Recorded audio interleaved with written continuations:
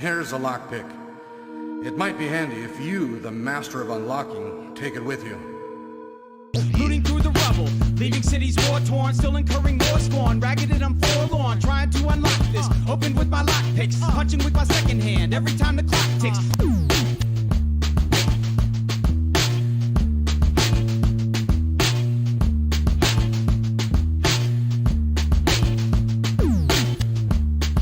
All right, there you go.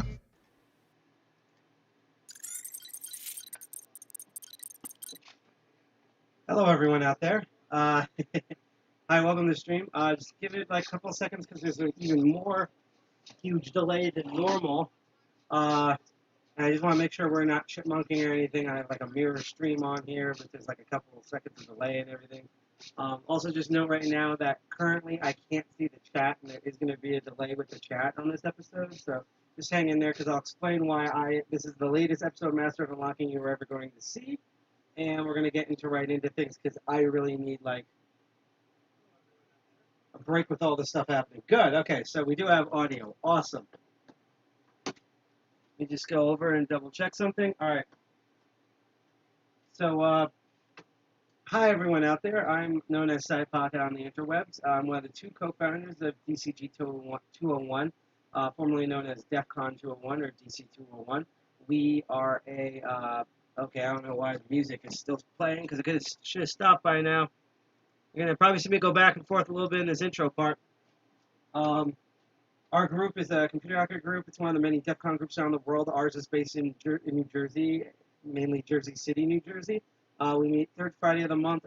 2 days ago, we just had our last live stream only meetup, and I think we went out with a bang. A very awesome person that we got to interview on air. Really nice content. And hi, Dark Arts Lockpicking, I see you there. And now, there's a reason why I'm coughing. So let me go and rehydrate a bit. Sorry about this. And if you want to know more about us, including next month's August 20th meeting, which is going to be a actual hybrid where we'll stream some things, but we're mainly going to be eating too, but meeting in person. You can go check out our website. Let's see, point over here. It's at defcon201.org. We're also all over social media on here. Hi, Dusa Del Mon. We're on DEFCON 201 NJ on Twitter and DEFCON 201 on Instagram, GitHub. We're on the Mastodon, the whosucks.social instance of Mastodon, our .onion. There's a reason why I'm all fidgety, so I'm just going to walk over for like kind of one last time and copy pasta not only our website URL directly into the chat right here, but I'm also going to post a master list of all of our social media out there. And for anyone who's watching on Facebook, first of all, I know I'm not here right now visibly. I'm over here by the machine because I didn't set this part up. My condolences. If you want to chat with us, I'm now about to post a link where you can work it so that you can chat with us if you're watching us on Facebook. Speaking of which, if you like the content you're going to see in the next, this will probably honestly be a shorter episode just because of all the shit that happened beforehand, and you want to keep up on when we stream episodes and stuff, especially when we run late like this, you can like, share, subscribe on Twitch, DLive, and YouTube. Particularly for DLive, if you haven't noticed, we have a follower thing. We are 3 followers away from having 100 followers, which means we get to do a lot more with DLive. So if you have a DLive account or a DLive account, please go follow us. It's completely for free. When you follow us live, we get notifications that I share everyone on. If you're on YouTube, make sure you hit that bell and turn on all notifications because YouTube is weird like that. Also, hi for everyone out there on PeerTube because we don't have to deal with ads and terrible censorship like we did at our last meeting's videos, and that's all fun. Lastly, on this episode of Master of Unlocking, we're going to get into the spiel and an explanation of why I am, about 2 hours late. I love talking with chat. I already saw some people say hi in here. If you have any questions or comments that are not going to drive me crazy, because boy, have I been pushed to my limit today, you are more than happy to type that in chat. I love talking, reading in chat, even though there's a slight delay. If you're just here to learn, that's perfectly fine. Keep looking and keep learning, like I always say. So, this is one of my 2 shows. I do this every first and third Sunday of the month. It's called The Master of Unlocking. I'm not officially titled a Master, as you can tell by the intro video. I'm just a huge Resident Evil dork, and I've always loved that title that Jill Valentine, the character from the first Resident Evil game, has, called the Master of Unlocking. So that's what this show is called. What's going on is that I'm a TOOOL member. That's TOOOL with 3 O's, the open organization of lockpickers. You can find them at TOOOL.us. And I go to TOOOL meetings, our DCG 201 meetings, and all sorts of cons and stuff, and I teach people lock security, how locks are built, the security flaws of those locks, and how to pick them open or bypass them open, essentially, to avoid their security that they try to use with various lock mechanisms, from door knobs to padlocks and all sorts of things. So that's what this show kind of is. Think of like a more shittier version of the Lockpicking Lawyer or Lock Lab or Lock Noob or Deviant Old's channel or whatever. They're all great colleagues of mine. I love them to death. And yeah, so I still have a really awesome episode. I was looking forward to this episode. I kind of teased it last one. I bought a couple of things that you're going to see in a moment. The problem is, and I'm trying to figure out how I'm going to save without doxing myself, I was literally all ready with this. And then 3 minutes before things happened, we had a literal medical emergency in the building that I'm in, where, like, if I did not hear certain alarms go off right before I live stream, I might not even be here right now talking to you. I don't mean that I wouldn't be live streaming. I literally wouldn't be here right now. Thankfully, after about an hour and a half, various things came together with certain, public agencies and stuff to fix that problem. It had nothing to do with us. Think of like a tornado or a house fire or something. It was something of that caliber. And right now, we're doing fine. And even though I'm kind of woozy of the whole thing, I really now need to do this episode just to, A, do the episode, and 2, it's kind of therapy for me to attempt to do this, which is why, particularly with one lock, if I can't get it open on air, it's probably because I'm still suffering the effects of the thing that happened in the building. Okay? Although this might end up being an awesome future Master of Unlocking episode, so stay tuned for that. But let's focus on this one. Thank you, Rio. I'm also glad I'm okay. I hope you're okay out there. I hope everyone is safe out there. Again, I was so all gung-ho for this, and then bleh. But I'm here right now. Let's get into what's today's episode. So, as I teased last episode, I frequently walk around Lowe's and Home Depot and other hardware supply stores and lock supply stores and security stores, always looking for new locks to test out new things. And I was recently in one of my favorite of all of those, which is Lowe's, and I saw 2 locks, one that was like I haven't seen sold in a while, and I got it, and I had the money for it, so I got it. And then the other one, it was the only one there, and I was so shocked that it was actually at Lowe's that we're going to go take a look at it. So, to the best of my ability, let's examine these 2 locks as I switch over to the table screen, which is probably more familiar for lock people. Here we go. Alright, so here's the work desk, and you can see here my everyday carry and the 2 master locks that are in question that you might see in the preview image. I'm just going here to get some scissors because I might need them later. We're going to be focusing on these 2 today. This one, I haven't been seen sold in a while, although I see these everywhere. This is a master lock number 15. Let me turn on the light for this. Master lock number 15. And we're going to kind of get into why I think kind of examining this lock in its fullest is very important. And then we have this lock that looks very similar to some of the other locks that we've had on the past in the show. But you'll notice that instead of a shackle, there's a big cable. And there's a very specific reason why this lock exists. You can probably tell by the instruction images on it what this is used for. But we're going to get to this in a moment. So let's put this one aside, and let's focus on this one. So this is the number here that sounds like a bad low security generated password, 15SSKADLJ. That's kind of a weird license plate, but whatever. This is more commonly known, as I showed earlier, as a master lock number 15. And if I can go grab one of these, if I remember where I put all of them, hang on a moment. I think it's in this case right here, possibly. If not, I can go and grab, hold on. I'm trying to remember where I put this. Oh, it's up here. Where I put a certain bucket. I also hope no one goes through my front door or something like that, because we're kind of at this moment in life. And what you might notice is that here's a master lock number 3, which you've seen repeatedly on this show. And then here's a master lock number 15. And as I go check the security on this, hang on, I will be right back. You might see some fun stuff on here. What's going on? Who's there? Oh, okay, it's you. All right. I was just our co-founder, ladies and gentlemen. We have one of the doors open because of the whole calamity that happened. But yeah, you'll notice that this basically looks like a giant master lock number 3. And there's that comment. We're gonna put that to the test because while I don't have it with me, and you may have seen this on Lock Noob's channel, when you get master lock products, any master lock product, there's this full number system on the side of the packaging here. That's why I wanted to make sure I keep this packaging intact.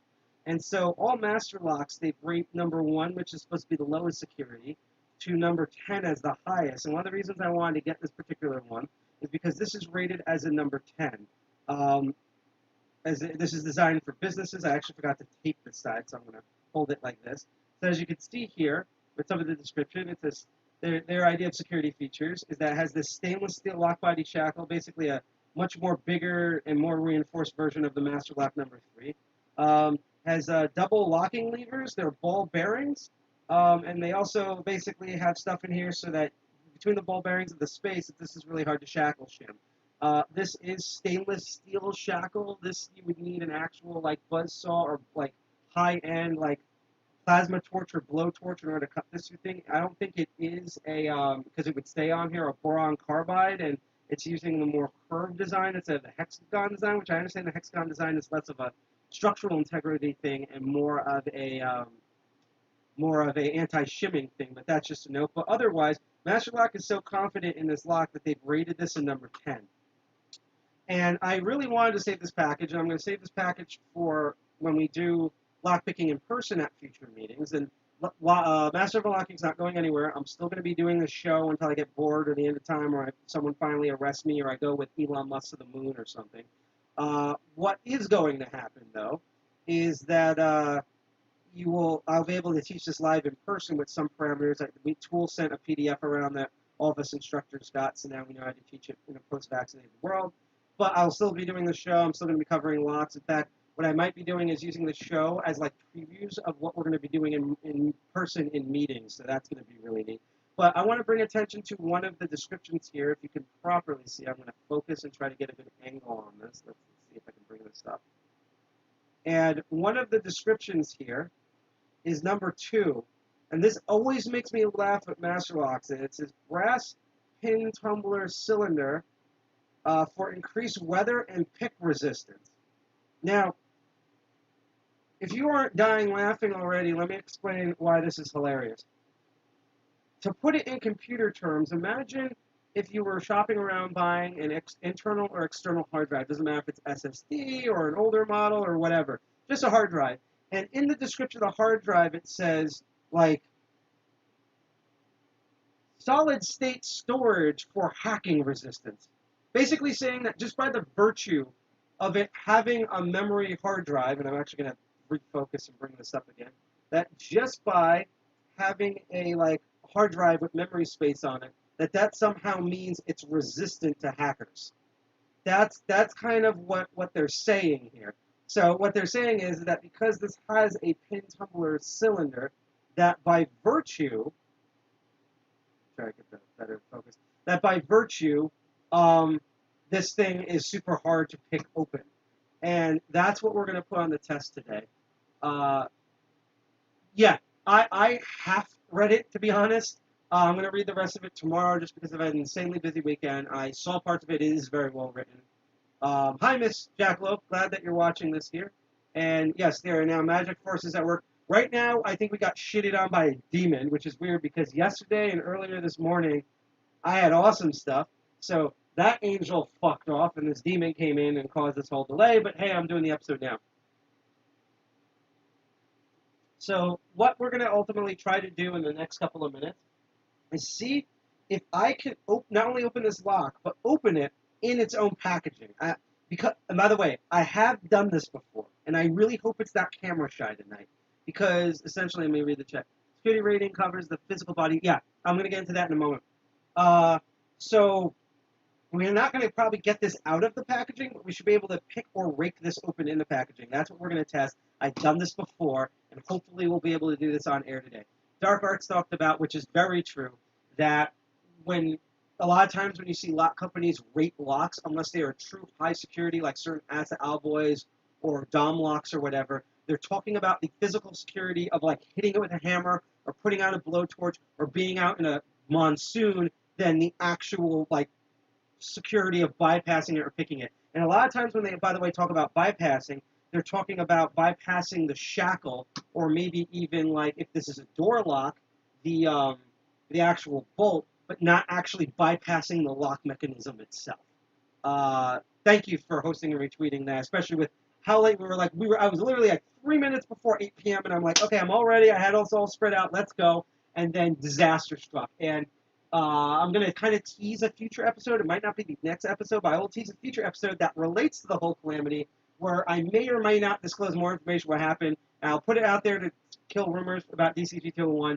The FBI was not involved.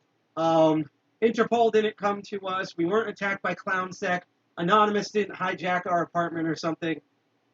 It's much more mundane and scarier than that. So just that. I'll put it this way. If you've ever seen the opening of Clerks 2, kind of in that vein. Except it wasn't our fault. Let's put it that way. So anyhow, let's get back to the lock. So first I'm going to kind of go over Master Lock number 3. Now, the thing about these Master Lock number 3s and also with this is that sometimes they have their own lubricant inside and they kind of get stuck with stuff. So I don't have it out here right now, but I did purchase some lock lube, which sounds like the porno name for lock lube, but I digress. And so I lubed up the insides of the lock, so hopefully this will be better. This was the EOD. This is my current main EOD that I carry. I actually carry multiples. The old EOD one I've repurposed for mainly bypasses and also Killamur's awesome pick that I couldn't fit in the normal EOD because it's too tall. So by the way, fun story about his thing, and I'm going to tell him later. I actually physically injured myself with this pick. It's an awesome pick, but due to my stupidity, I actually injured myself. I'll have to tell that story in the future. And actually, what I'm thinking about, even though it has ball bearings, I'm actually going to take these guys out because now I'm even more super curious about something. So we'll test that out too.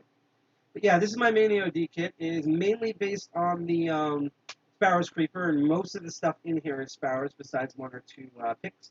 And I already covered it on a previous episode, so I'm not going to go over it. And for this, I'm going to take out the main short hook, the offset hybrid, and the Attila that I ordered. We're also going to take out the worm rake and the city rake. There's a reason why I haven't done the triple peak yet. We're going to take out all the bottom of the keyway tension tools, and I'm going to take out 2 of the gnarled top of the keyway, not this one, top of the keyway tension tools.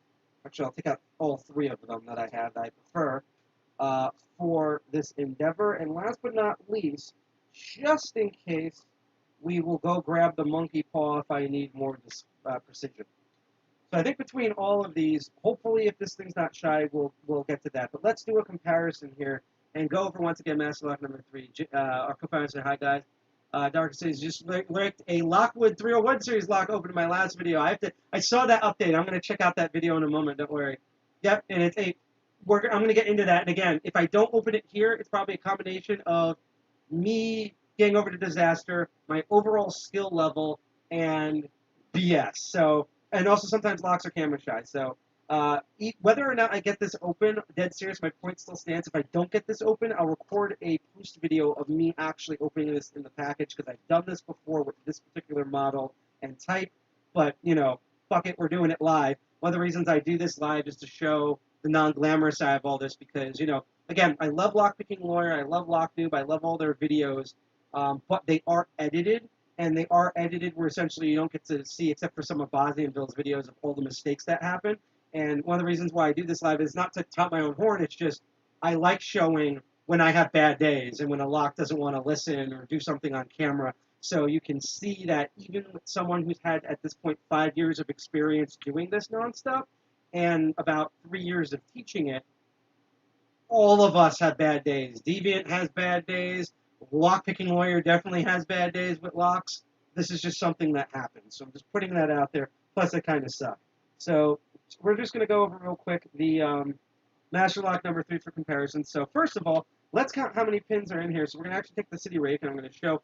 Unfortunately, I haven't done the mic yet for it's super sensitive. I'm still working on that, so you probably won't hear this. But the technique I always show my students is that you take a pick that has a flat backside to it, such as the city rake here. I prefer honestly using the half diamond for this, but this will do. Dark Art says, yeah, it sucks when locks go camera shy. I had one that took me a second to pick, and I went on the camera. It took 10 minutes. Yeah, that might happen tonight. We're going to see.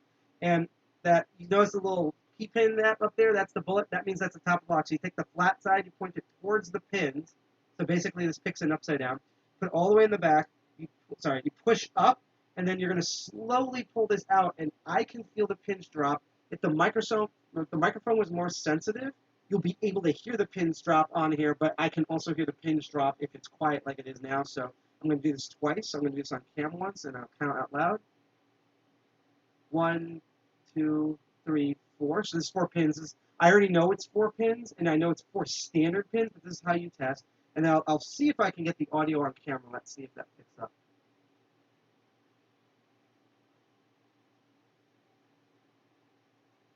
I don't think it did, but it was 4. And to answer your question, Miss Jackalow, he's not on Twitch as far as I know. He has a very awesome YouTube channel where it taught me a lot. Particularly, he reviews a lot of products, and that actually helped me figure out which products I want because he covered, Dark Arts Lockpicking covered a lot of things that I've seen people cover in review videos that I didn't know about. So that's one of the reasons why huge props for his channel. You should go check it out on there. I'm pretty sure he'll post the link in chat. So this has 4 standard pins, and provided that this one's not camera shy and or busted, because honestly, I'm probably going to, before the August meeting, get a whole new series of Master Lock 140s and Master Lock number 3s. Not only do I have a mix and match, but that these have been going on for 2 years, and no matter how much I do lube and maintenance on them, they're pretty much falling apart. So we're going to try here. So I'm just going to take the standard short hook right here with the bottom of the keyway, my long bottom of the keyway tension. And I'm going to do the normal tension that I do for Master Lock number 3s. We're going to go in the back and go through.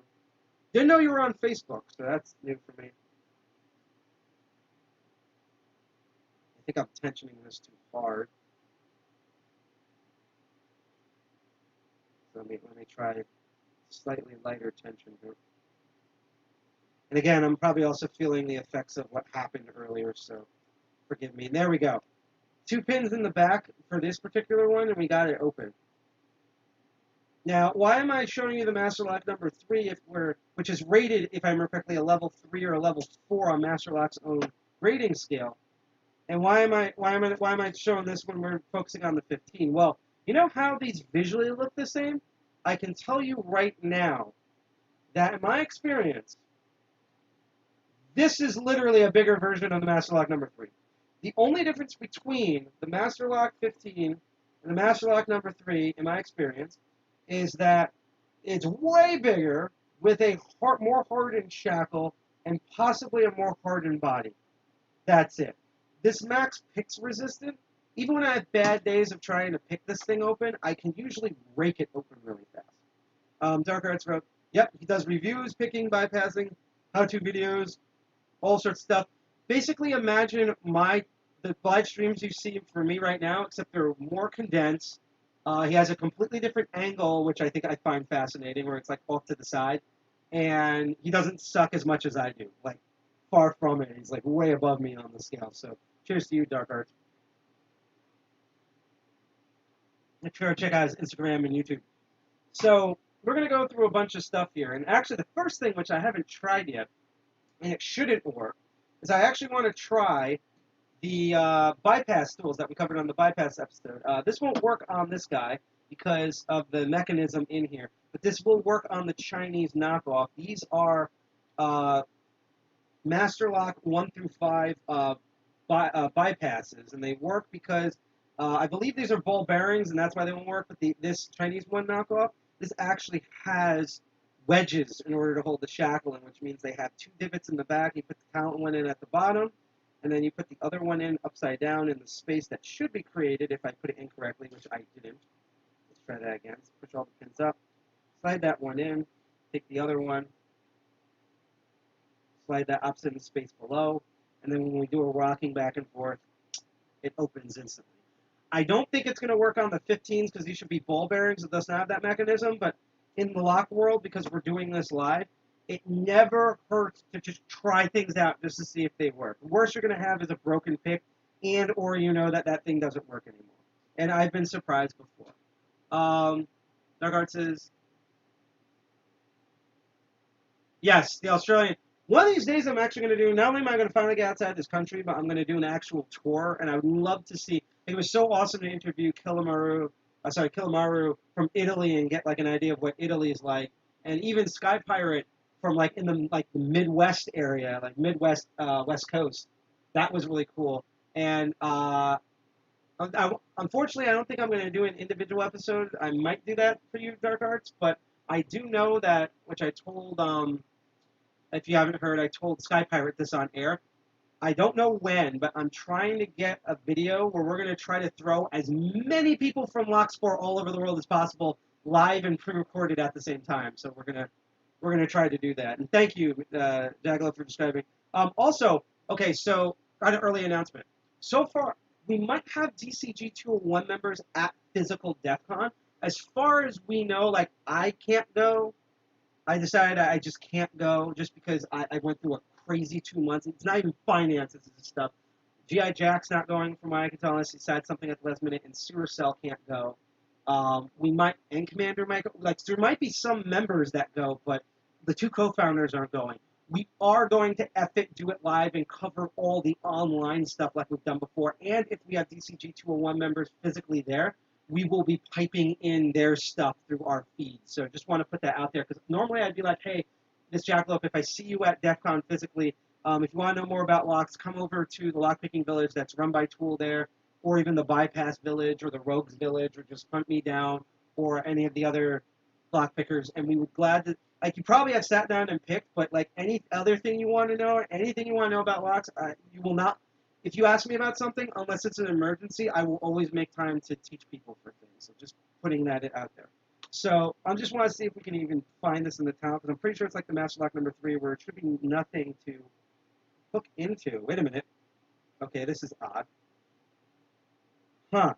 All right. Let me put the, let's see if we can put the other one in. I don't know if this is hooked in, but if this works, I'm going to laugh. Because, like, the top talent actually hooked into something. So that's odd. Especially since it's supposed to be ball bearings. So it hooked into something, but I don't think that's going to work. So let's try the previous two methods here. Let's see. Yes, wear a mask. We'll do all the social distancing stuff. You're okay. So here's the thing about just social distancing stuff. Yes, most of us, including me, have been vaccinated. I had to do so I wanted to do so anyhow, but in order to even work again, I had to. And so they're vaccinated, and there's the Delta strain going around, aka what I like to call, we're going to call the main strain the China virus. I like to call this strain, because I hate the term China virus, should be called the Southern flu or something, because that's where it originated from, just being frank. And I have relatives in the South, and they're awesome, and I've been to South Carolina and stuff. Cool place. But, like, you're a hacker, right? You should treat your body like how you treat your machines. If you're not washing your hands and you're getting sick at DEF CON outside of the general con flu, if you basically can't beat you can't do recon and cell hardening for a con flu, what makes you think I trust you really well with computers and securing your own shit? Why would I want to come to your network? Why would I believe in your skill? If you are a good hacker, you should treat your body like the way you treat your own cloud networks. Secure that shit. So as Ms. Jackalope greatly said, wash your hands, wear a mask, keep socially distancing, especially in Nevada where not everyone there has gotten the memo. Yes, no, I would love to, at least for one day, volunteer at Tool. Actually, can I tell you the most frustrating thing, and I'm still going to need to contact them, if I was physically, and then we'll get back to this, if I was physically going to go to DEF CON this year, and I really tried, I'm gunning for DEF CON 30. Like, that's going to be my breaking point is next year. And I'm going to get mad because it'll probably be mostly back to normal and there'll be all the crowds and I'm going to hate myself. But if I did, I was going to try to do lockpicking stuff at Blacks in Cybersecurity because they're having a booth there physically for the first time. I might reach out to them and try to do something virtually, not similarly to what I did for them last time, something different that I thought of. We'll see. It's kind of late because DEF CON's basically in 3 weeks or something. But that's what I was going to do if I showed up physically. So Dark Arts also mentioned. Yes, you do have a website. I'm sorry. I keep forgetting that. So you go, Dark Arts, you spiel for your stuff in the chat.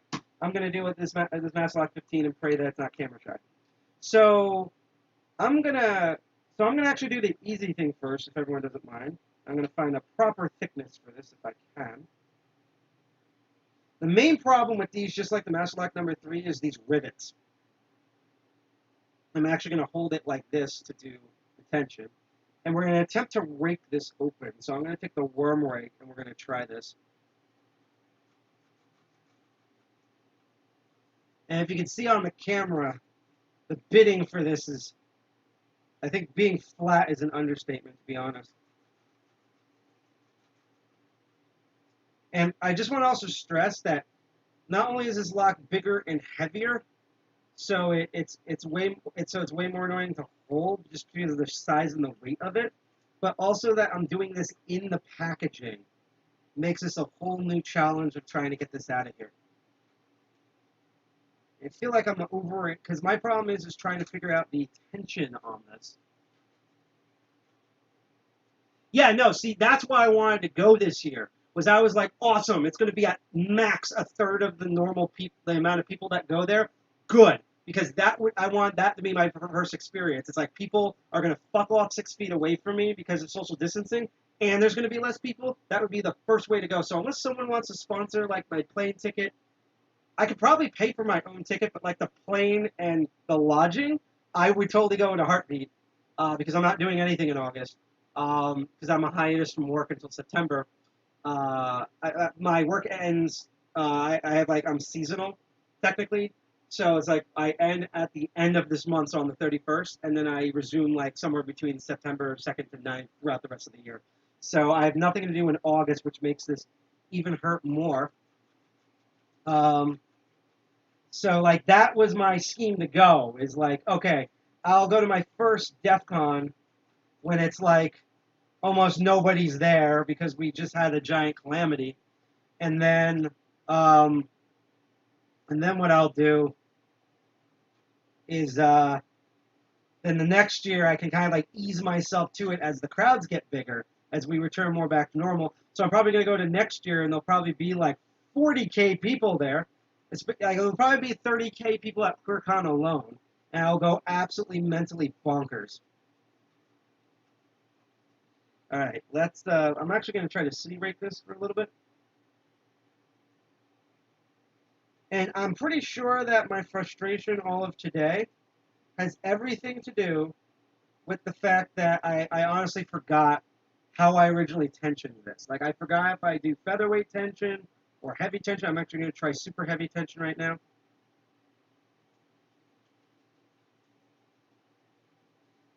I've also had it before where I've, like, tensioned it, but because I'm going to try it like this, and it basically gets stuck. And, like, sometimes I don't know if it's, like, stuck or not on those rivets. Because those rivets, like, if you get stuck on those rivets, you're going to think it's locked, and it's actually been unlocked the entire time. And you didn't even realize it. Yeah, no, I'm in the same boat for you. Like, the dirty secret about me is that a lot of my friends are, like, main goons at DEF CON. And I've helped a lot of people, like, get started, like, build up their own villages and stuff remotely, and, like, I write the guides and stuff. But, like, my big dirty secret is that I feel like I'm the only person who co-founded and runs a DEF CON group. And to be honest, we can tout our horn a bit, honestly, one of the more well-known, I wouldn't say one of the biggest ones, but I think we're, like, more well-known than a lot of groups. And, like, what do you call it? And, like, and I've never gone. I've always, like, either run out of money or I haven't, like, I can't physically go out due to scheduling or both. I'm going to try a double peak now. Yeah, Ms. Jacqueline, what you just described was every Brinks lock to the point where you don't even need to tension it. One of the things that I also have that I want to really try out, let's actually go the triple peak. But the reason why I initially chose the worm over the triple peak is because I think these peaks are so pointy that I feel like they get caught in the actual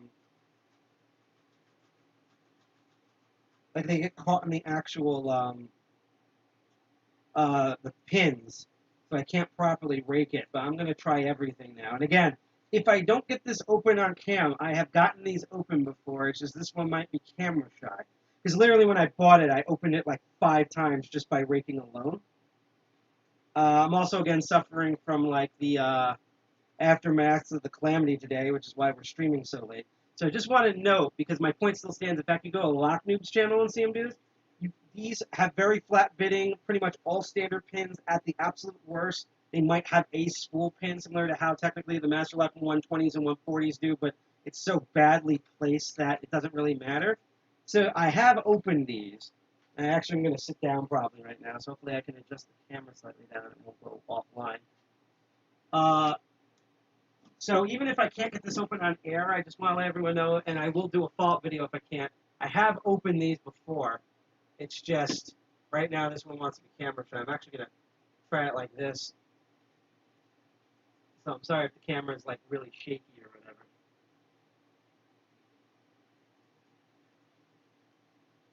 That's the thing. I feel it. I keep getting caught on those pins. And what I actually might end up doing is switching out the tension wrench. Because I also forget which one I use. Question. With the circle motion that you're talking about, do you mean like up and down, like top of the pins to the bottom of the keyway circle motion, or do you mean left to right in terms of the circle motion? Because I know that's like what's really annoying about doing trying to teach this stuff online. That's been my challenge all year. Is trying to, like, because normally, like, there's certain people who get things when you describe things to them, which are gonna go crazy and try the snake rake. You know, some people are really physical, some people need visuals, some people need instructions, and so trying to figure out how to make this make sense for everyone on the internet was a whole challenge in of itself for me and many of us. And I can't believe I started this last May, and it's been going on. So I'm just going to keep doing different tension wrenches, bottom of the keyway, and different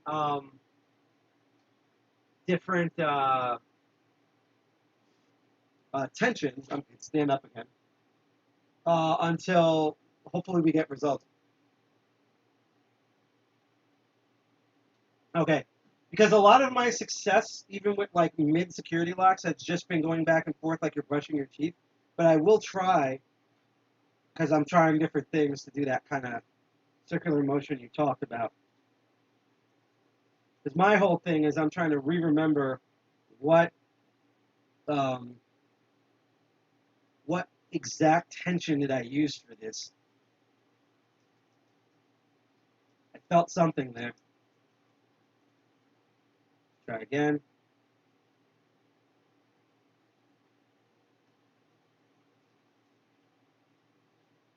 Yeah, I felt it dip.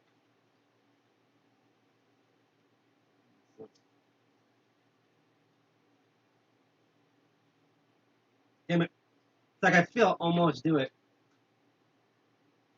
And then I kind of lose it. And again, I'm still kind of dizzy from earlier, so just bear with me here. I think what happened was what I ended up doing was I used one of these smaller ones at a certain width, and I actually did, if I remember correctly, I did heavy tension on it and raked with the worm rake, and it opened every single time. Oh, there we go. Turning, got it. So it took a while, but yep. This is what Master Lock calls a 10 insecurity with max pick resistance. And we didn't even pick this. we raked this. We just used what essentially is a slightly modified Bogota, just because I find it easier to use with these type of pins, what they have like gaps in them, to do. And so this is the Master Lock number 10, which tells you you should never ever trust manufacturers with their own rating systems. Video gamers can tell you that with the ESRB. And again, because of the way this is designed, I can't. Oh, here we go. I'm dumb. I forgot physics. So yeah, we just took it out of the entire packaging. So the one that worked was I have my super thick, super long tension wrench. This has actually gotten me really good tension in a lot of ways. And the funny thing is, this actually came with the clear padlock that I got from China with the other crappy lock picks and tension wrenches. So out of all of them, this is the one tension wrench that's super long, twist, super thick. It's almost like a pry bar for a bomb of the keyway.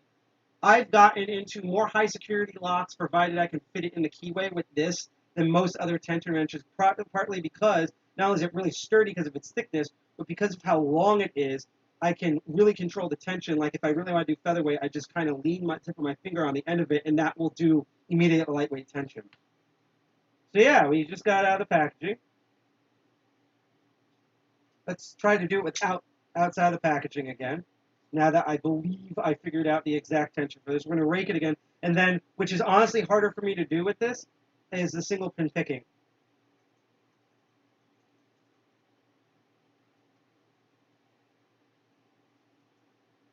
Right. And I think that was for emojis, yeah. Because I've like on YouTube, I have no idea what Twitch emojis are. And then like in the actual chat, I see the emojis. Right, yeah. No, there's different, which we'll get in a future episode, because later on this year, actually, hopefully in a month or two, we're going to go back to pinning locks again, because I have to make a new type of practice set that's similar to the, I don't know if Dark Arts you were around or you saw that I took Sparrow's reload kit and their progressive locks, and because most people just repin them to the color keys, but I also spray painted the lock bodies in a mostly professional way. I'm doing some touch-ups now where the color of the lock body matches the color of the key. Doing something similar using the master wafering system. I have a similar design. The problem is it's literally going to cost me like $100, so I need to wait a month or two and then have it shipped. But we're going to get into our pinning episode again. Might actually also do that at a meeting instead of Master of Unlocking, so we'll see. Although I think it's going to be a Master of Unlocking episode. And so I'm probably going to go into a lot more like pinning stuff.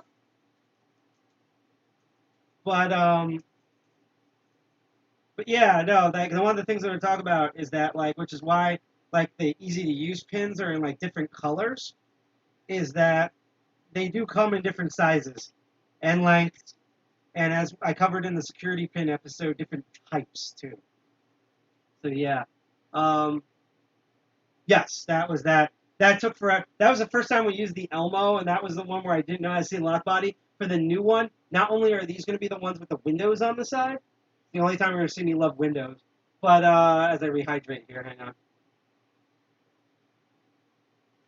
Oh, this has been therapeutic compared to 2 hours ago. Now I was going to have the window on the side. I figured I had a new system with the Elmo of how we're going to see in the lock body whenever you pin things. So that should be neat. The other thing is sometimes I push it in. You can, fellas, sometimes you can push it in too far and get it stuck. So just take a note of that. That actually reminds me of a meme I saw earlier of like how like male identifying people stimulate like lady parts. And it was this clip from The Simpsons where that haha bully guy, I can't remember the name of now, is petting this dog so hard that its skin's almost coming off. And I think it was captured as something like, you have to pet him really hard in order to feel it. And it's like, yeah, no, that's accurate. Very accurate in the lock world too. Or, you know, every time I see like new people break stuff, it's because they're being way too rough with the thing than they actually have to be, especially with a lot of locks they're starting out with. You know what? I'm actually going to use this time now to attempt to single pin pick this, even though this is the one that frustrates me. So we're going to try this. Okay. I think that was the, yeah, okay.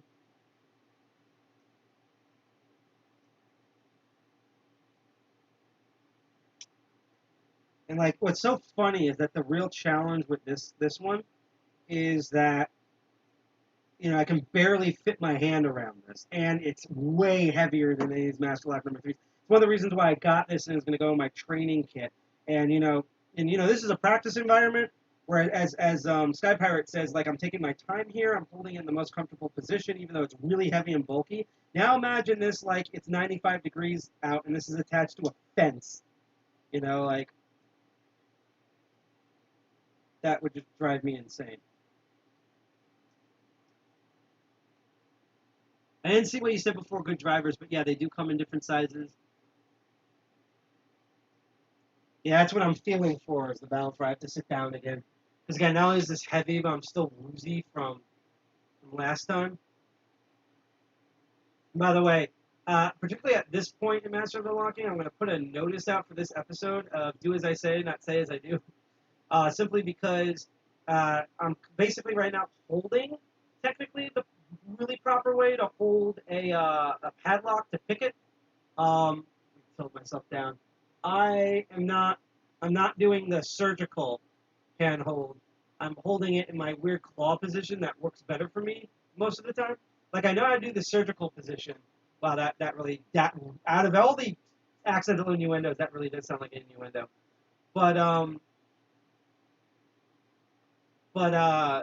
So I always teach people how to do the surgical one because it's the proper one. So I always tell people, if you see me do what I like to call this whole thing, which is the claw picking technique, like, this is not the best way to do it. It's just the one that, when I'm not thinking straight, works for me most of the time.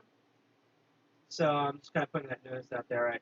Instead of using the standard short hook, I'm actually going to now try to use the hybrid, which is kind of like this weird hybrid between a short hook and half diamond. I covered this on when I updated this everyday carry.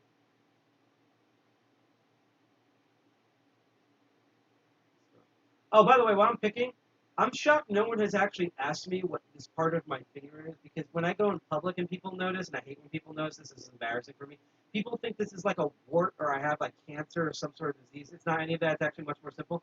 I have a bad habit. It used to be both of my hands, especially when I was like a toddler. When I got nervous, I chew my fingers, and it's been less than before, and I know it's kind of disgusting, so I apologize for any people that ill for me saying that. Occasionally, when I'm really nervous, I don't even notice, I catch myself still kind of chomping on this finger. And basically, like, this one healed mostly all over time. This one hasn't, because I haven't kicked that, and I'm working on trying to get rid of that. So hopefully this will heal, and I don't have to have, like, surgery or something for it. That lock has square-style cutouts on the shackle. That does that probably mean anti-wrapping lock pulls? Yes, that, and because that's odd, because usually for me the hexagons that's more to me of an anti-shimming technique. But yeah, that would also, yeah, anti-wrapping would, or yeah, anti-wrapping, anti-shim, and that's why I said that in particular, because they say that the Master Lock number 3s are unshimmable and stuff, or like certain other types of Master Locks that I've shimmed open with its core, and that's usually because most lock manufacturers, in my experience, when they say anti-shim, they're talking about the shackle. They're talking about, like, which is what one of my friends, because I don't know how we classify a relationship, does, which is like making the little shackle things out of the soda can and popping it open. That's like the common thief technique. That's what they've mainly advanced against for shimming. A lot of them you can still shim cores and stuff too. So just to make a note about how they like do the labels and review stuff, Oh yeah, no. And that my problem is, like, I'm aware that I do these things. I just sometimes don't, I'm not aware when I do them, and I catch myself. And that happens to me all the time. And as I've been recently telling people, okay, so this has kind of been a background about, like, why last month for me was so sucky. And it's simply the whole thing of, like, what do you call it? I'm like, two things out there. One is that, I mean, everyone knows my personality is Sidepocket. I like a good meme and troll just like anybody else, right? But I am nowhere in the business unless people truly deserve it. Trump! Sorry, it's probably the calamity from earlier. But I am in no business of making people feel uncomfortable or, like, grossed out or whatever, because I don't want to feel uncomfortable or left alone or grossed out. So I always tell people, like, If I do like if I do a joke or do something and you feel uncomfortable or it felt anti-Semitic or something like that, not that I've done anti-Semitic jokes, unless you're doing stand-up because ironically you don't have those, then you're seen as racist. It's so weird. But I digress. If I make someone like Miss Jackalope, if I'm at the con and I'm physically or verbally doing something, even if it's just me existing, making you feel uncomfortable, just go up to me and blatantly tell me that's what I'm doing. Like, don't. I would say this: don't yell. I understand if you yell because I get frustrated myself too. But just tell me. I'll learn from it. I'll apologize about it. Like that's to me like to me the difference of like being a boy and being a man or like being young and being an adult is that. And it's kind of been really sad, especially post-vaccine when I've been going out, of how many guys that I've met who are basically, it's all guys, by the way. It's all male-identifying people. I've even had trans men have this, where they're still boys, and they're not, to me, men, because to me, men and just good human beings in general will actually like apologize and learn from their mistakes. So just putting that out there. The second thing, and if I'll put it this way, I'm doing this for my friends. If you are willing and able to do this for your friends, you don't have to. No one's ever forcing you. I'm just saying on this stream because we're like on like Bob Ross positive mode right now. It's basically the joy of painting. It's more like the suffering of lockpicking, but whatever. Because of toxic masculinity apparently wasn't left in the dust in 2019, and yes, that does exist. As someone who's a cis male, who's been male forever, that definitely exists. Basically, every mental illness I have stems from that. But I've noticed, because I'll put it this way, a lot of my friends, so like there's a huge chunk of my friends that are like computer hackers and gamers that are in tech. But even some of the ones in tech, a lot of my friends are also like performers, bouncers, singers, bartenders, etc. Right? And the thing about this to me is that, and I'm going to switch to a different tool because this is working better. I'm probably honestly doing the tension wrong again because I just forgot again what tension I was doing at. Let me know in chat if I said heavy or light tension for this because I literally forgot. I think it was light. Let's try it. Let's try super light. Super light sounds like a good beer right now, but I digress.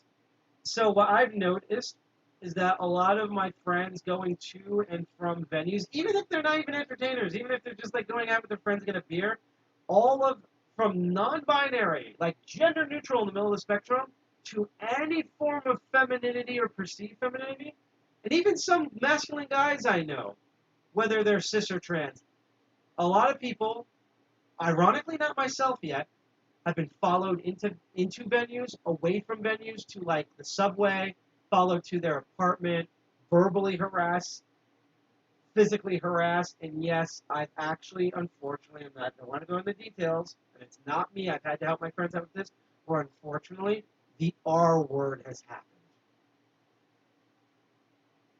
So what I'm saying is, I don't care if we're at a strip club, or DEF CON, or both.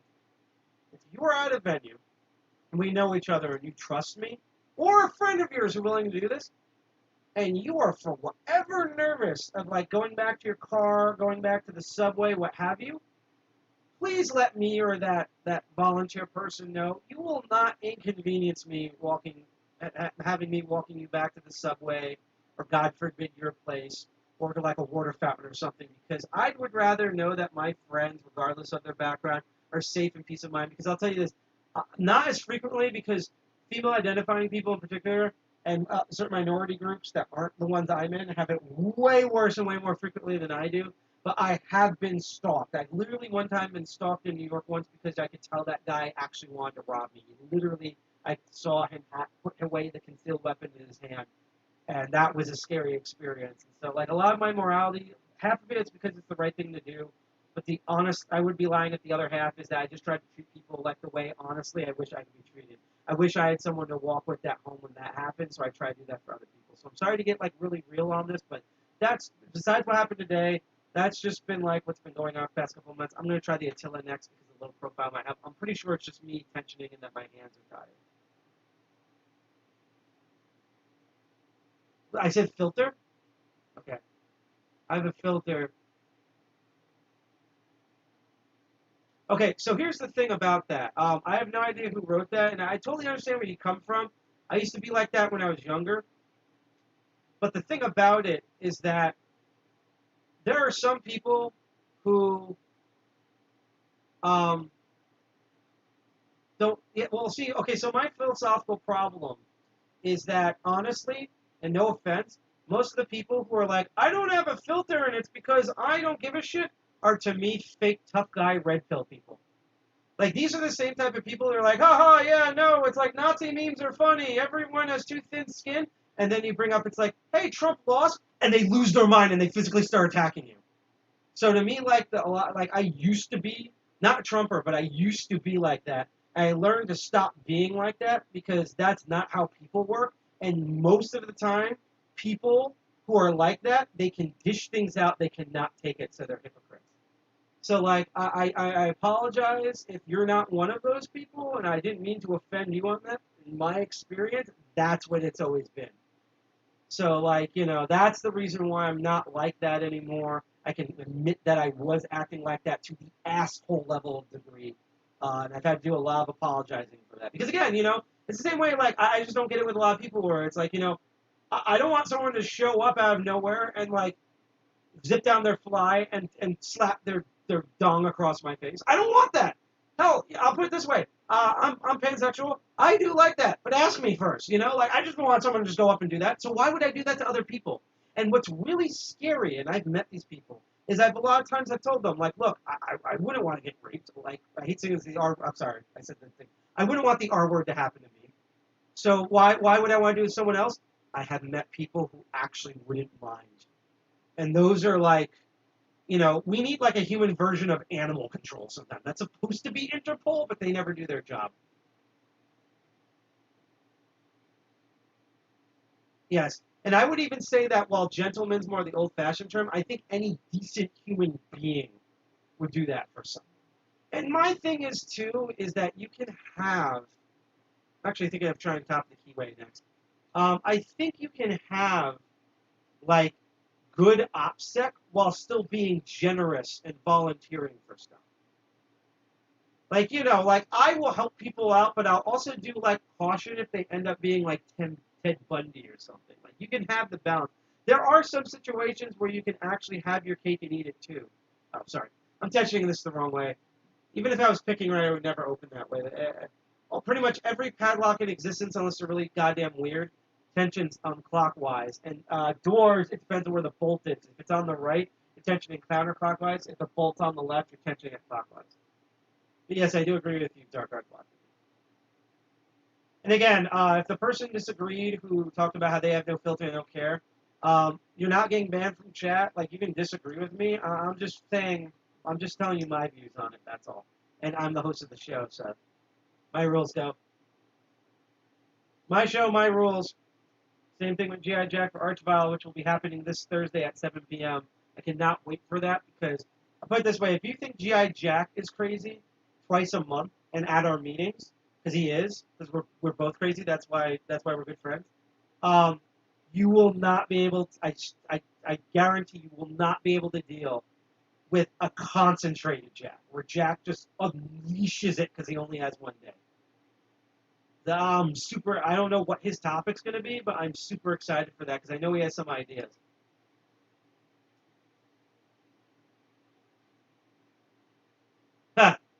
Oh, my thing is when I get my own carry, like, I'll put it this way. My own carry, I would still confront the person if I was carrying a firearm weapon, but I would still proceed with all the cautions from that. Not only during, but the aftermath. Because, like, I honestly think it's the same thing with knives and other defense things, is a lot of times, particularly in America, we overhyper, like with Master Lock with their number 10, which is killing me right now because I'm dumb, we overhype our own security system. So, like, there's a statistic where, like, honestly, if you have a gun, while it does up your personal security overall, it actually doesn't push the lever over, especially in America, because I'll put it this way. A lot of times, if someone else has a gun, and, like, you'll have a handgun, they'll actually have an either 3-round burst or modified fully automatic AR-15. Yeah, it's the same thing where people talk about, where it's like, well, Second Amendment because, like, just in case the military attacks, and it's like, Cool. What's your AR-15 going to do against a Tomahawk missile? What is it going to do with a goddamn flamethrower? What is it going to do with a firing squad of M4s? It's like, no. Like, do this because you like target practicing, you like hunting, personal, like someone tries to rob you at knife point. But just like with computer and physical security, like it's like you have to come up with your own threat model. We're actually going to get to that in a moment, and just be safe about it and be realistic about it. That's my whole thing. It's all security is the same. You have to like do your own threat model. All right, I'm going to try raking it one last time with where it worked. And I'm going to stand up for this because now my spine is relaxed. Thank you for everyone who's been watching so far. We still have a bit of an episode to go. I don't even know what time it is. If you do like the content you see so far, you can subscribe to us on Twitch Live or YouTube. Also, hi anyone out there watching on Facebook. Hi out to the awesome people out there at Diode Zone. You people freaking rock, even though I know your downtime's iffy because it's literally one amazing person that's running it. And all of you elite hackers who are watching this through YouTube, but you're watching it through an awesome third-party, free open-source online service called NVIDIA's through Tor, you are the elite hackers. But if you like that, you can subscribe to us mainly at Twitch, DLive, or YouTube. Especially 3 more likes on DLive, and we get to do a lot more with the account. I think it was the worm rake I did. I'm going to spend a couple more seconds trying to rake this open now that we got out of the packaging. If not, we're just going to go to the next topic, and then if you're on Twitch, we're going to go raid whatever channel is being on some god-awful point in the morning. And yes, no, I know in Australia, you folks, I'll actually word it this way. Even though I think they overstep their lines frequently in Australia, I honestly also think your video game rating system is way worse than your gun control system. Australia used to have a lot of the same gun policies that the United States has, and then they restricted them for honestly really good reasons that I have a hard time arguing with. I just maybe wish they were a little less restrictive on a case-by-case basis, but no, I don't blame them for doing that after that horse shit that happened. So first we're going to try super heavy tension on this, see if this works.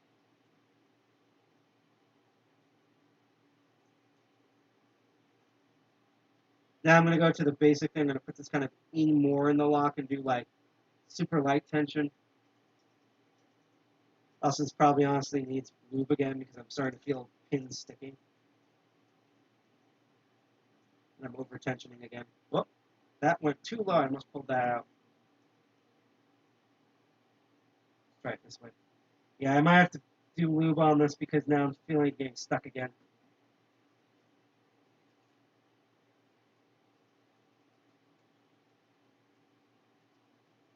And I'm going to try the normal master lock tension. Let's try the normal triple peak here, which I think is going to get stuck more, but we'll find out.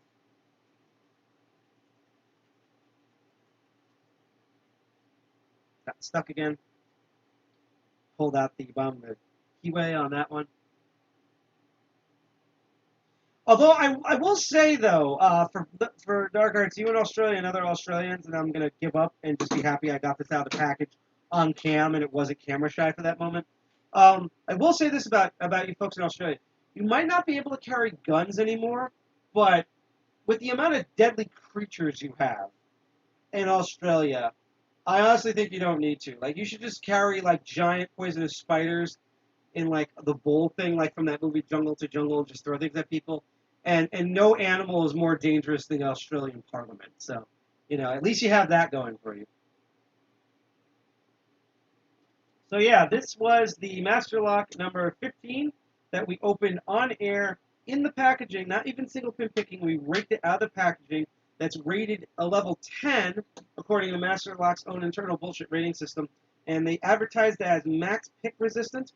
And on the back, they list brass pin tumbler cylinder for increased weather and pick resistance, which they basically say for every product. And that really shows you, besides Lock Noob's video, that do not trust an internal rating system. It's just like people's kids. Everyone thinks their kid is amazing, even when they're bullies or picking their butthole and eating it and stuff like that. Like how COVID started in America. Do not trust anyone's internal system. They will always rate themselves highly. And Master Lock's rating system, as I tell people, is for the actual physical hardness of the shackle, the lock body, the anti-shimming of the lock body itself, not the actual pin tumbler. This core pin tumbler, despite my frustrations with all this, is nowhere really that much different. It's almost identical in some cases. The Master Lock number 3, they're even the same. If we were actually to break these lock bodies apart, I'm pretty sure they're the same size and they have the same 4 pins. I can even do that right now here to test. It might be 5 pins, but I think it's 4 pins, and I can feel it sticking. Yeah, I have to put lube in this again. Hold on. Yeah, definitely need to re-lube this lock.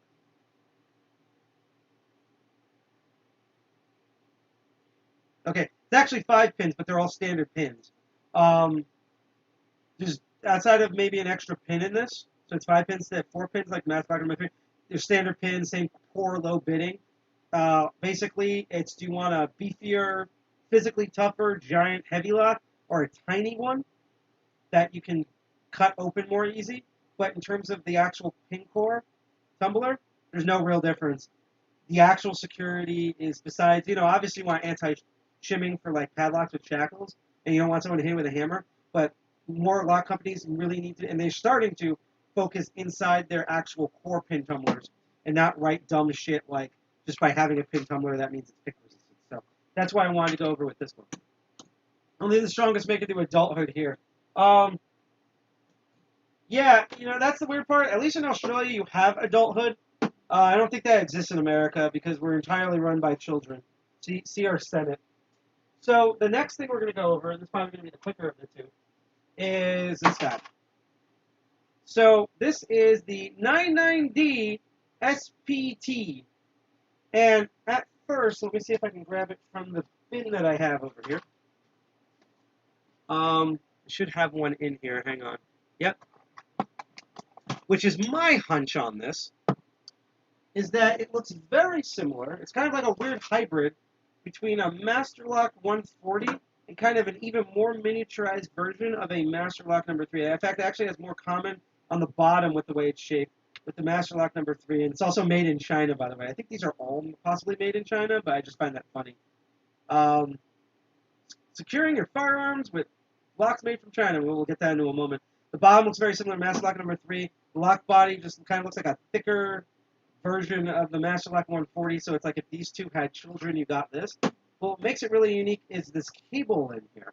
And the reason why this cable exists, and now I'll put it this way, even if I had a firearm to show you, like even like a BB gun, I wouldn't do that because besides diode zone on PeerTube, all of our channels would die, and the FBI would show up and everything because you're not allowed to really show.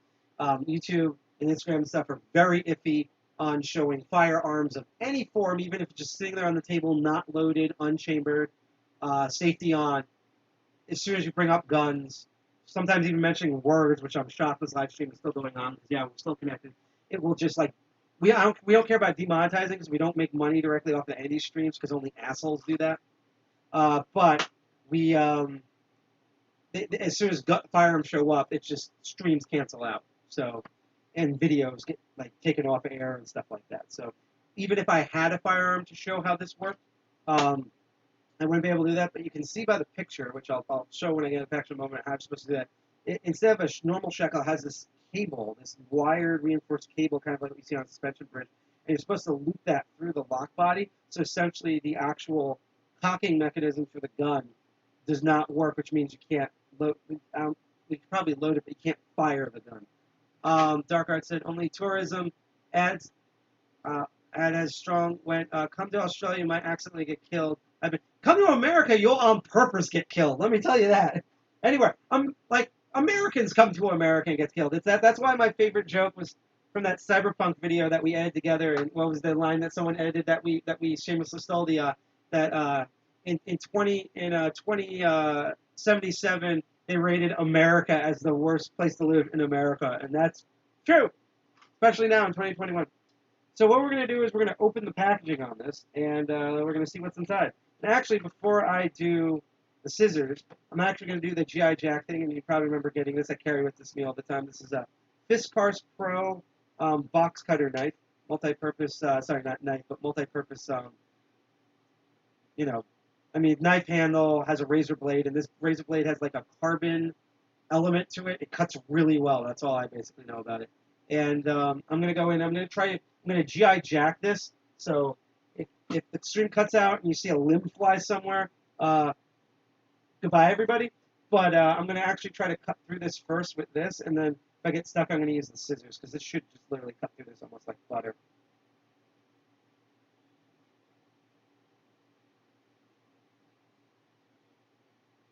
I felt some of the cardboard with that. So, yep, right through like that. Woo!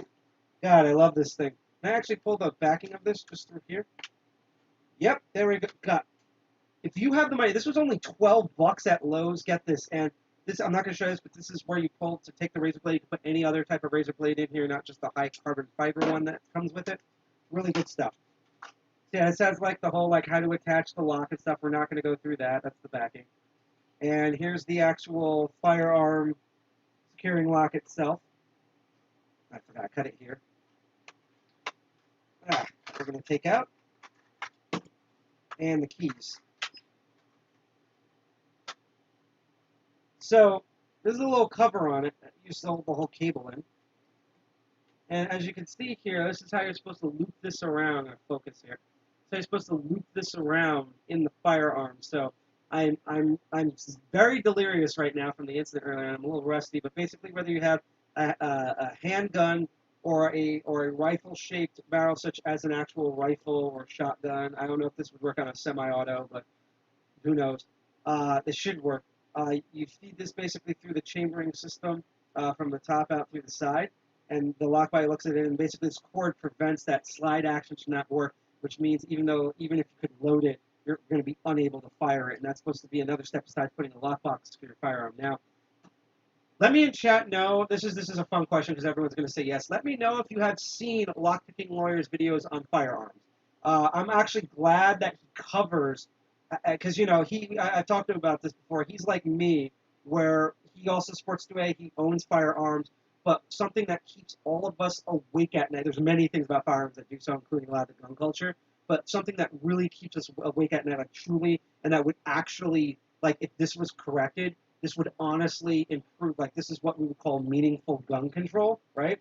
That terrible term that's being thrown around by, like, the right, sensible gun control, and then you're like, what gun control? And it's like, well, every gun should come with a Happy Meal, and even, you know, even, like, the Taliban should get bullets, and it's like saying me no gun control. Okay, that's apparently sensible gun control, or, like, safety measures. That's like saying, like, just personally for me, I'm probably going to get, like, kicked off the air for this. That's like saying, like, we need to have sensible automobile security, and it's like, okay, what do you mean? Like, we're going to keep airbags? Like, nope, we're going to get rid of the airbag and seatbelt, and all cars at minimum go 75 miles per hour at minimum, and you have no control over it. So basically, sensible car safety features means no safety features. That's right. Bullshit idea.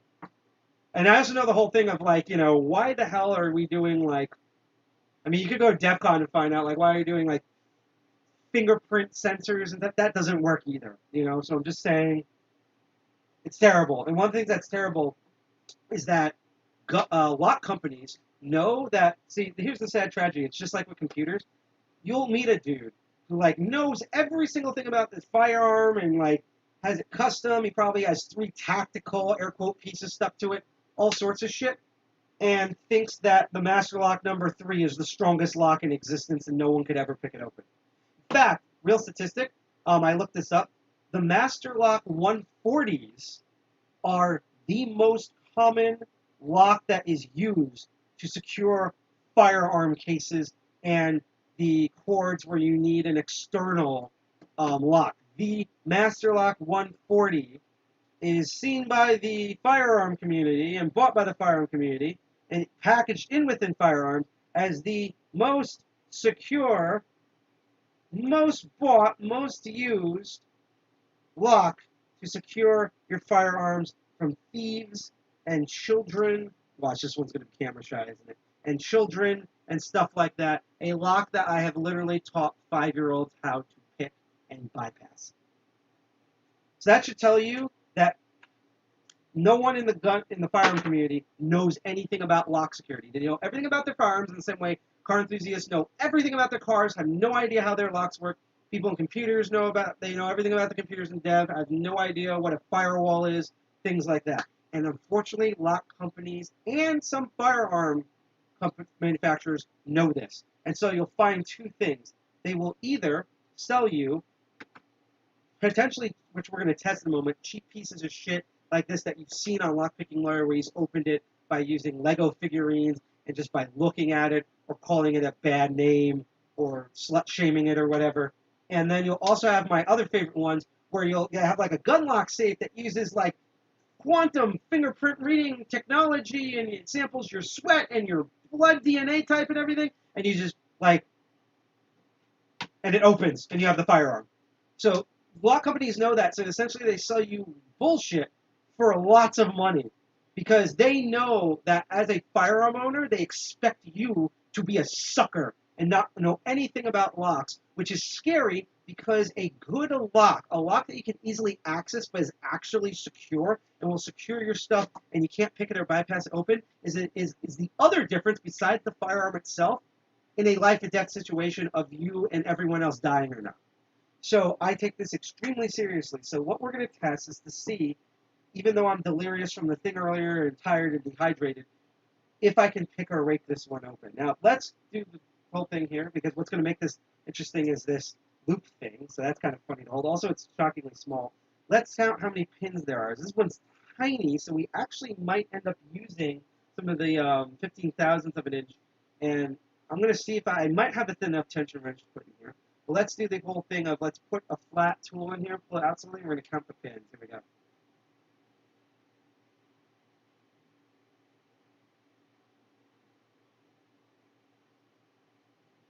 I counted, I think there was 5 pins. Let's try that again.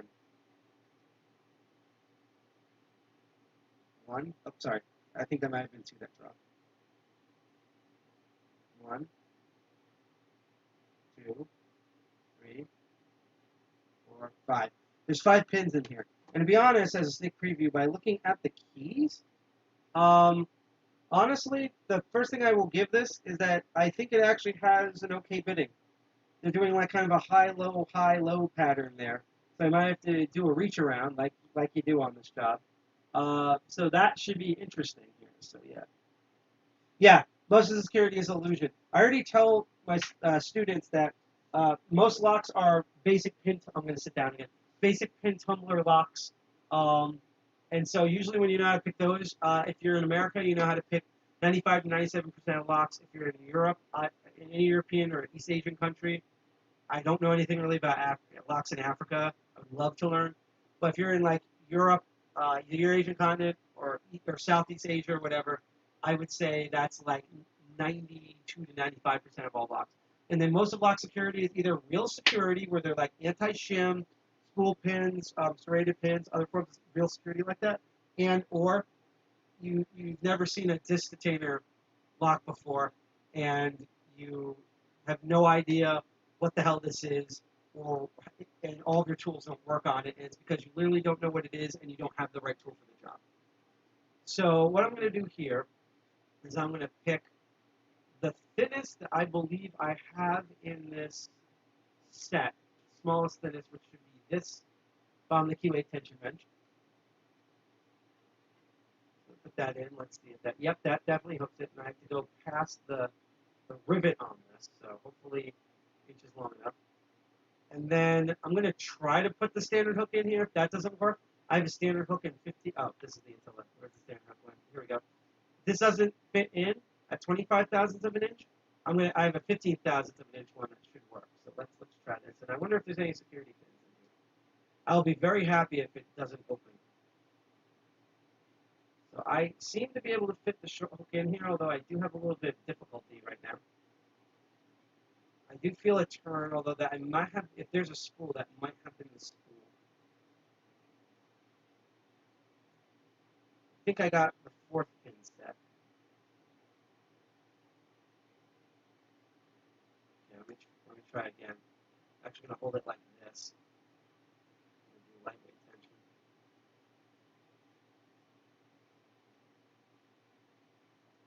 Might have to do the top of the keyway tension on this, which would be really amusing. I'm also going to try the zipping technique on this later.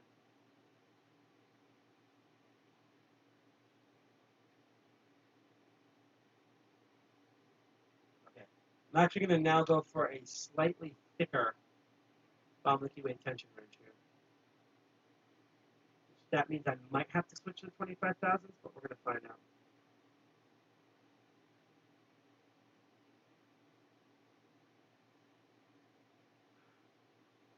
I might have to switch it because this keeps getting stuck. I will try the Attila since that's a bit more of a low profile. I don't think the offset hybrid's going to fit in here.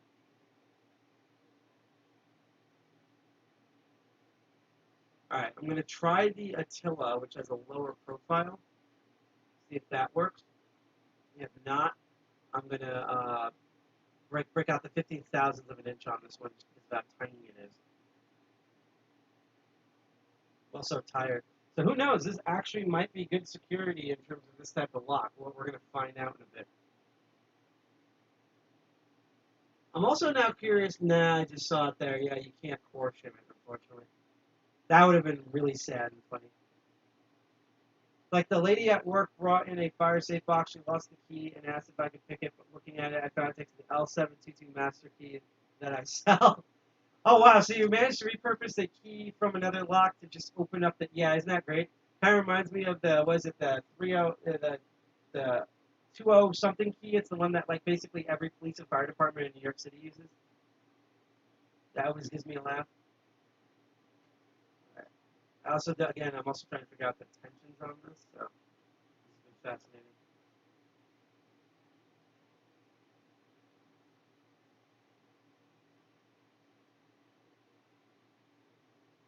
All right. I'm going to experiment here. Actually, let me do one thing, because I should have did this on the other one. I'm going to see if I can actually put the monkey paw in here. That might be able to give me a... No, I can't. I'm actually going to go through that second smallest one that I have. Second thinnest, smallest. And retension it again. And see if now I can put the monkey paw in and see if I can get a better feel.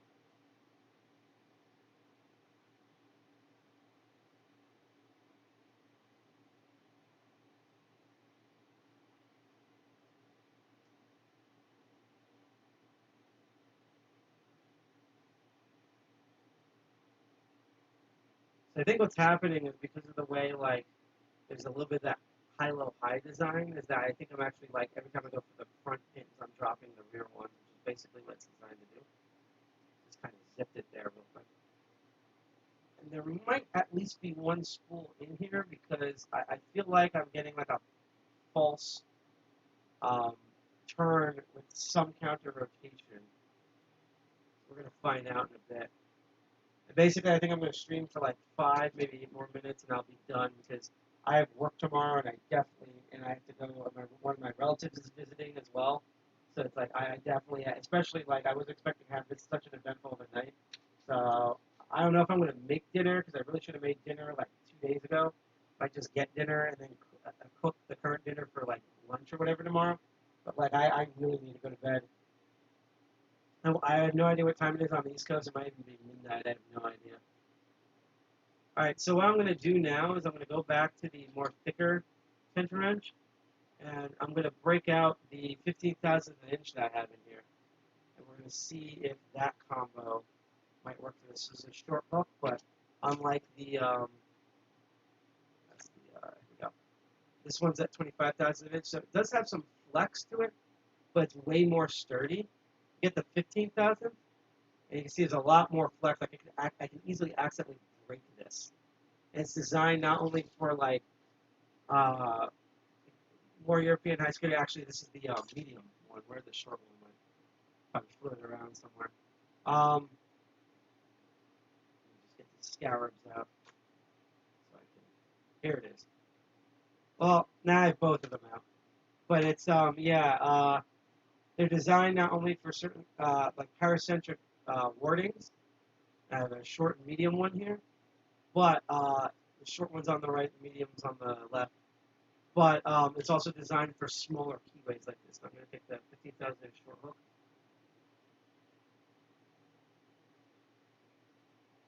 The problem with these is I really have to brace the underside of these to pick because they're so thin that sometimes it's really hard to actually move move a pin in place when you have it.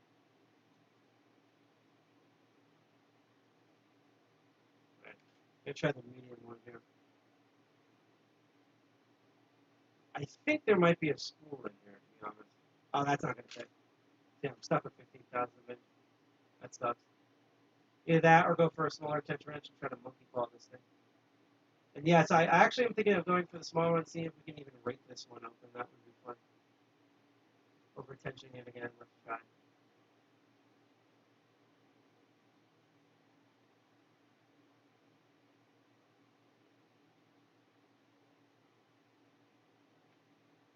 That's it.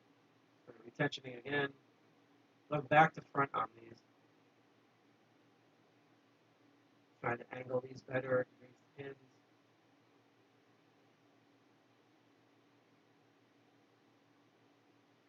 Hope everyone's doing out there in chat, by the way. Like, let me know how you're like feeling and stuff like that. Has things been going for you? Are things a lot better now than it was at this time of the year in 2020? I hope so. But just let me know because I'm curious. All right, I'm losing my patience here, so what I'm going to do is go back to that super thin one. I don't remember which one it was. It's you. Actually, let's try both of these now. Might be able to. Let's see if I can actually put the medium one in again. We'll also try. No, I can't. We'll try top the keyway later. I'm gonna try this again. So both of these are like basically 15,000, and then I'm going to attempt to do the thin the keyway tension rake, but try to rake it open, and then I will try top the keyway, and then I will have given up on this lock for now, and I'll try to go back for it again in the future.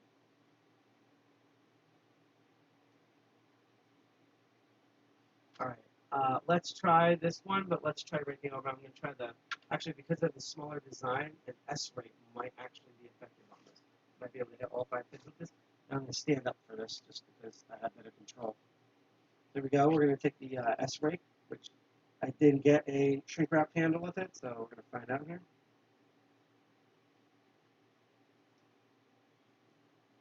Worst comes to worst, at least I might be able to put this in a false set.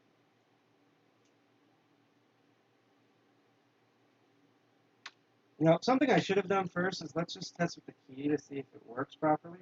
That would be a good idea. Okay, so that's another thing is when I turn, obviously because of the bolt on this, it's not going to be spring loaded. I actually have to pull out this cord in order for it to go, so it has no spring in it. So that's good to know. That's some good recon right there that I should have did earlier. Let's go to the super thin one, and let's see if we can rake this open. We'll go back to the S rake again.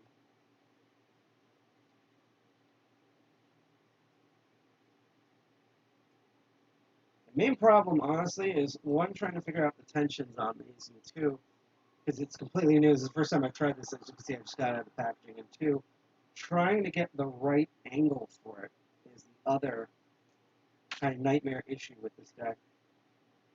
Or gal, I don't know what gender this lock is yet. We'll figure it out. I mean, technically, locks don't have gender, but, you know, a lot of times we gender our cars and our computers and stuff, even if we don't mean to. So, you know, sometimes they have them, sometimes they don't. All right, let's try a double peak. I'm trying to do this on a more smaller scale. Where did you go? Double peak. Here you go. Retensioning. I also might put the tension. I might be able to try to tension the bottom and tension it up. So that would be kind of neat. We'll try that in a couple of seconds. See if I can even fit this in here.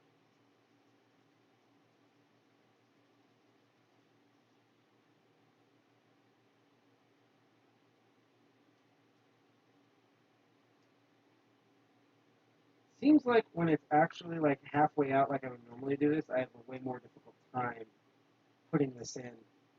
Might eventually need to get 15,000s in various snake rakes and stuff. Because the main problem here is definitely the keyway size.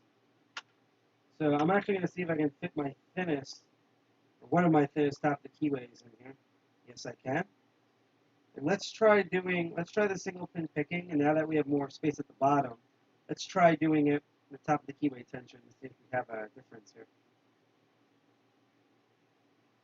Definitely have much more room now. The main problem is still trying to find the angles and trying to find the pins on this because keyway is tiny, and actually, to be honest, it's kind of paracentric. there's like a bit of a wicked curve to this. Oh, I felt something move. There's a bit of a curve to this that I'm not used to, because that's what she said. Sometimes you're not used to the curve, man. Trying to get ahead of the curve, it doesn't happen. So yeah, might revisit this lock in the future, and I'm gonna keep working on it off screen when we're not live streaming. Because I'm definitely noticing that there's kind of like a bit of like it feels like it's not exactly paracentric, but it's like accidentally paracentric because how wicked this nub is here, and that's what I'm trying to work around, push pins. I don't think this is going to be one of those bastards where you have to rotate the pins, so that's good. Okay, let's try the 15,000th of an inch. And I think if this doesn't work, then I'm just gonna give up for now. But I'm glad I tried to tackle this. And again, you get to see like methodology and stuff. And you know, this is a training environment. We're doing this as lock sport right now. This is not in the field. There's no pressure. So you know, sometimes when you have to deal with the lock, especially the first time I deal with a lock, it usually kicks my ass. So I have to like take a break and everything. It's perfectly valid, especially in this situation.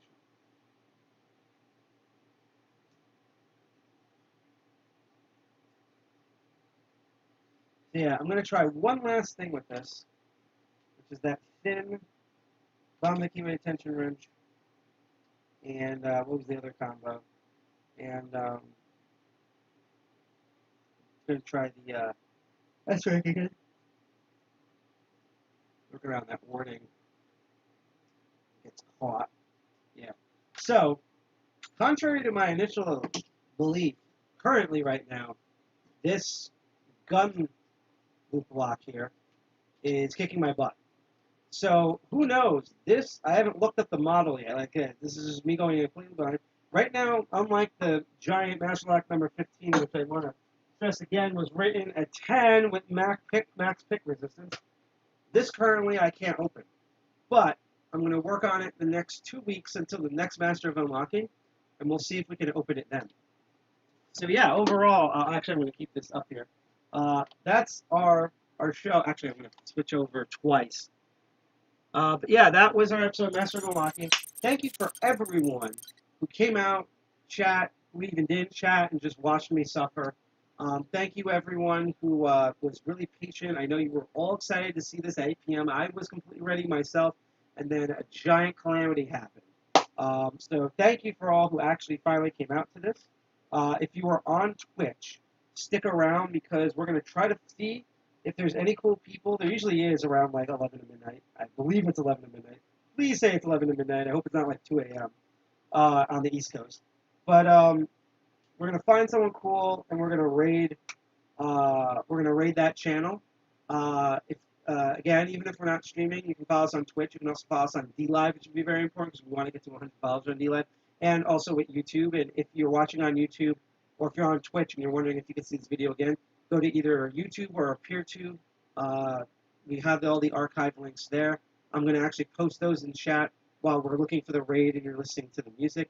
Thank you for watching Master of Unlocking. Our next one, we do this the first and third Sundays of the month. It's 11:30. So our next one will actually be on August 1st, leading into DEF CON week.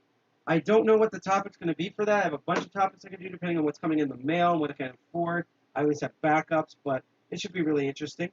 And I'll give you a preview of what at least, I don't know if it's going to be the next episode, but I'll give you a quick preview of what's going to definitely be a future episode of Master of Unlocking.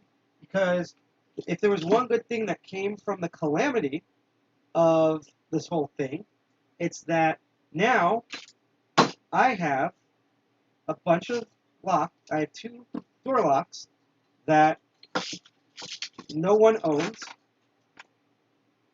and I don't rely on them. So I don't know if this is the next episode, but in the future, we're going to take a look at this, and I might be able to tell you more details about how I ended up in possession of these locks and what happened leading up to the possession of these locks, so you know why we did this at 10 p.m. instead of 8 p.m. So I hope to see you August 1st at 8 p.m., provided that the world doesn't end like it did earlier for us. This was our show, The Master of Unlocking. I hope you enjoyed it. Wait a minute. Crap. I can't remember if I did the 2 rules. I think I forgot to do the 2 rules. So I apologize. God, I hope my tool membership is not up in the air now because I didn't do the 2 rules in the beginning. I apologize. So guess what? We're going to do them now. And I'm going to go back in YouTube and write this description. So like I said before with these, do not pick any locks that you rely on.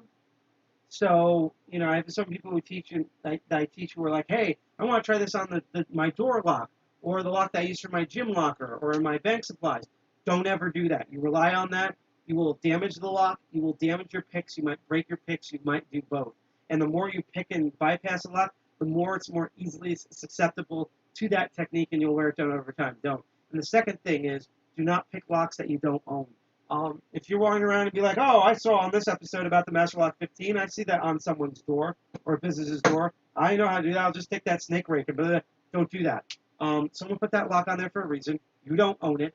Going over there on that property to do it is trespassing, and they probably have a good reason for that lock, which means when you broke in, you're technically trespassing and potentially stealing. You're in the middle of doing a crime. Don't do those 2 things. All the locks that you see here, including the ones that I dumped out for the preview, are all locks that I do not rely on. I do not use them for anything other than practicing lockpicking. And I also own these locks. I bought every single one of these locks and tools myself. So if I did do it in the intro video, the intro to this, I apologize. Oh my God. But at least I did this now, and I will reiterate that in the description just for this video. So anyhow, that was it. If you're on Twitch, stay tuned. We're going to go raid someone. I hope to see you on August 1st, leading up to DEF CON, with more lock goodies. Even with the in-person meeting stuff, I'm going to be streaming Master of Unlocking until I'm tired of it, or something breaks, or I get arrested, or my hands fall off. So, see you then. It's been me, Sidepocket. I'm on the 2 co-founders of DCG 201. Check us out at defcon21.org, or all on our social media, which I will post in chat, especially on Twitter at defcon21NJ and Instagram at defcon201. Hack the planet, hack the planet, Dirty Jersey represent, and remember, we just raked open a master lock. That master lock says it's a number 10, meaning it's the strongest lock in the world. Don't trust internal rating systems. Obviously, they're going to want to make themselves look better. Peace, everybody. Enjoy the music and say hi to the person that we raid. Woohoo!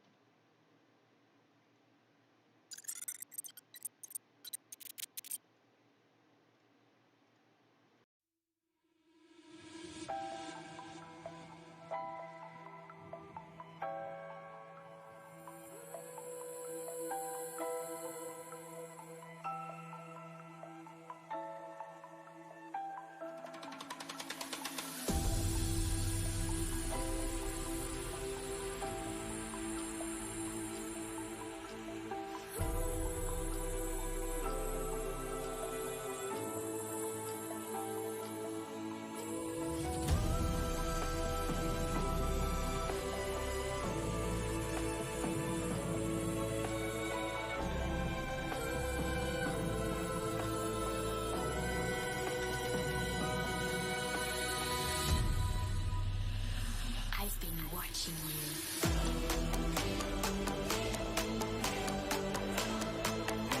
Just come to me.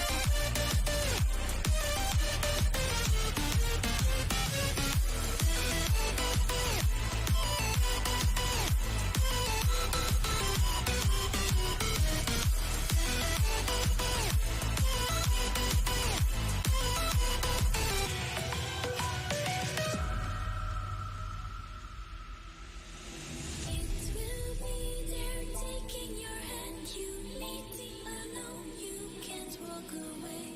For some reason, it wants to take you.